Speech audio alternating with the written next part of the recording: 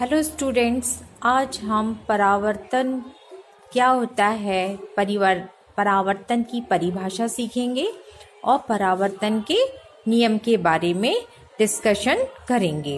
Right. तो परावर्तन, देखिए परावर्तन क्या होता है कि जब कोई प्रकाश की किरण किसी दर्पण या किसी चिकनी सतह पर जब गिरती है, ओके, ये कुछ कोण से गिर रही है, तो यहाँ पर कोई दर्पण या बिल्कुल चिकनी सतह है यहाँ पर, और पारदर्शी नहीं होना चाहिए, ये अपारदर्शी है और ऊपर की कैसी है, चिकनी, मतलब प्रकाश इस पार से उस पार न जाए।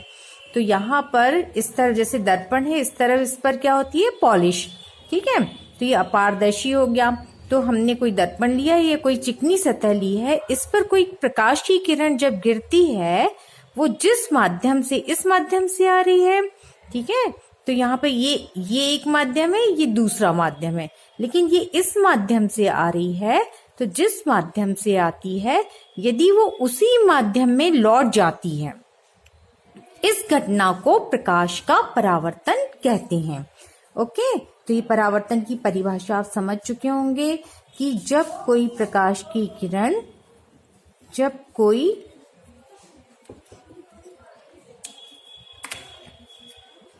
जब कोई प्रकाश की किरण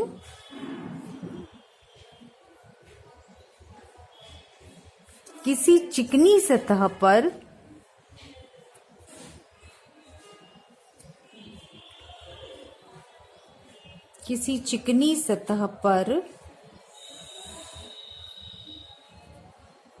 गिरती है, यानी आपतित होती है, गिरती है, इसको कहा जाता है आपतित होती है, आती है, आपतित होती है, गिरती है, तब टकराने के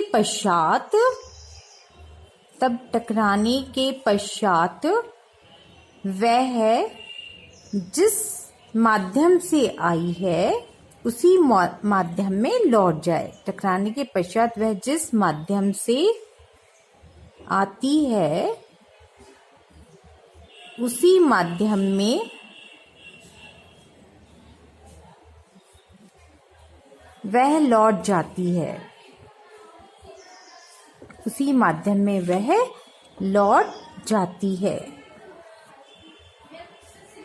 इस घटना को प्रकाश का परावर्तन कहते हैं। इस घटना को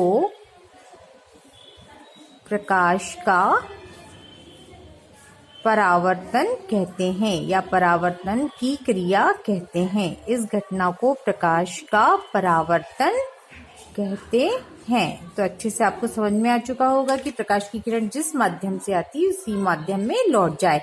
तो आने वाली किरण को हम क्या कहते हैं, आपतित किरण। ठीक है, टकराकर लौट जाने वाली किरण को हम क्या कहते हैं, परावर्तित किरण। ओके, और आपतित किरण और परावर्तित किरण जिस बिंदु पर मिलती है उस पर एक सीधी रेखा खींच दीजिए, ये कहलाता है अभिलंब। ठीक है, ये क्या कहलाता है, अभिलंब कहलाता है। आपतित किरण और अभिलंब के बीच में जो कोण बनता है उसको हम कह देते हैं आपतन कोण, आपतन का कोण। और परावर्तित किरण और अभिलंब के बीच जो कोण बनता है उसको कह देते हैं हम परावर्तन का कोण। आपतन कोण को हम लिखते हैं I और परावर्तन कोण को लिखते हैं R। राइट, समझ चुके होंगे हम कि आपतन कोण को हम क्या कहते हैं, आपतन कोण का संकेत होता है I और परावर्तन कोण का संकेत होता है R। राइट, आपतन कोण इंग्लिश में इंसिडेंट एंगल I, परावर्तन कोण को एंगल ऑफ रिफ्लेक्शन एंगल, इसलिए संकेत क्या हो जाता है, इसका R हो जाता है। राइट, अब हम देखते हैं परावर्तन के नियम। तो बहुत ही आसान है, परावर्तन के दो नियम हैं। राइट, परावर्तन के दो नियम हैं। नियम नंबर 1, ये देखिए, आपतित किरण ये है, परावर्तित किरण ये है, और ये क्या बन गया आपका, अभिलंब। ये तीनों एक ही तल में हैं। राइट, ये तीनों एक ही तल में हैं, यानी कागज के तल में हैं। यदि यहाँ पर यदि आपकी आपतित किरण ऐसे आ रही है, ऐसी आ रही है तो परावर्तित भी ऐसी हो जाएगी। तो यानी तीनों एक ही तल में होते हैं, राइट। जैसा भी तल हो एक ही तल में होते हैं। तो कहा जाता है पहला नियम है कि आपतित किरण, ये तीनों जो हैं वो एक ही तल में होना चाहिए। तो प्रथम नियम है परावर्तन का कि आपतित किरण, अभिलंब व परावर्तित किरण तीनों एक ही तल में होते हैं। परावर्तित किरण तीनों एक ही तल में होते हैं, तीनों एक ही तल में होते हैं, राइट। ये पहला नियम है, राइट। यदि आपका तल जो है, यदि तल ऐसा होगा तो यहाँ पर ये आपतित किरण आएगी, ये परावर्तित किरण हो जाएगी और इसी पर क्या हो जाएगा, अभिलंब। तो तीनों एक ही तल में होते हैं, प्रथम नियम हो गया। अब द्वितीय नियम बहुत ही आसान है। आपतित किरण और अभिलंब के बीच बनने वाला कोण क्या कहलाता है, हम लोग पढ़ चुके हैं, ये आपतन कोण कहलाता है, जिसका संकेत आई है। परावर्तित किरण और अभिलंब के बीच बनने वाला कोण क्या कहलाता है, परावर्तन कोण कहलाता है, ये आर है। तो यहाँ पर दूसरा नियम है कि आपतन कोण और परावर्तन कोण आपस में बराबर होते हैं। आपतन कोण I = परावर्तन कोण R। दूसरा नियम ये इस टाइप का है कि आपतन कोण और परावर्तन कोण आपस में बराबर होते हैं।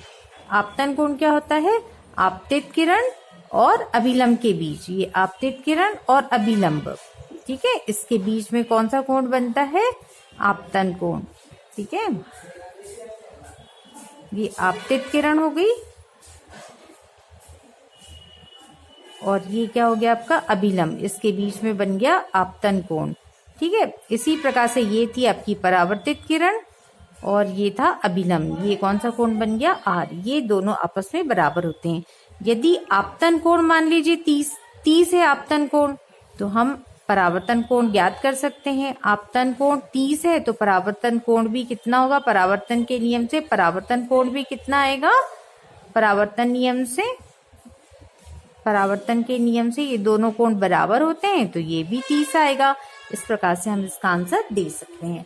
तो ओके, राइट, ओके, ये देख लीजिए। यदि मान लीजिए आपतन कोण 30 डिग्री का है तो परावर्तन कोण का मान ज्ञात करो, तो हम आसानी से लिख सकते हैं कि परावर्तन के नियम से आपतन कोण और परावर्तन कोण बराबर होते हैं। यदि आपतन कोण 30 है तो परावर्तन नियम से परावर्तन कोण भी कितना होगा, 30 होगा, या परावर्तन कोण 30 है तो आपतन कोण भी 30 होगा। Okay, thank you for watching, that's all.